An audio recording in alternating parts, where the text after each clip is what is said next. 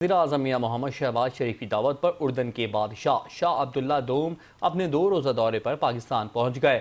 वफाकी दारुल हुकूमत पहुँचने पर हवाई अड्डे पर सदर मुमलिकत आसिफ अली जरदारी, वज़ीर-ए-आज़म मियां मोहम्मद शहबाज शरीफ, वफाकी वज़ीर मौसमियाती तब्दीली मुसद्दिक मलिक और वज़ीर मुमलिकत बराए तालीम ने शाह अब्दुल्ला दोम और उनके आला सतह वफ़द का इस्तकबाल किया। शाह अब्दुल्ला दोम का दौरा पाकिस्तान उर्दन और पाकिस्तान के माबैन देरीना बरादराना ताल्लुकात की अक्कासी करता है। ये दौरा दोनों ममालिक के माबैन सियासी, इक़्तिसादी और सकाफती ताल्लुकात की मज़ीद मजबूती का बायस होगा।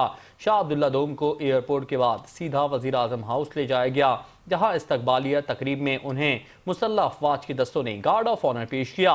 तकरीब में दोनों ममालिक की कौमी तराने की धुनें भी बजाई गईं।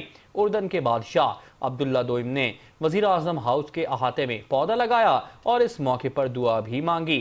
पाकिस्तान के मेहमान की 2 रोज़ा दौरे के दौरान शहबाज शरीफ के साथ 2 तरफ़ा मुलाकात और वफूद की सतह पर भी मुलाकात होगी, जबकि उनके एजाज़ में इशाइये का भी एहतमाम किया गया है।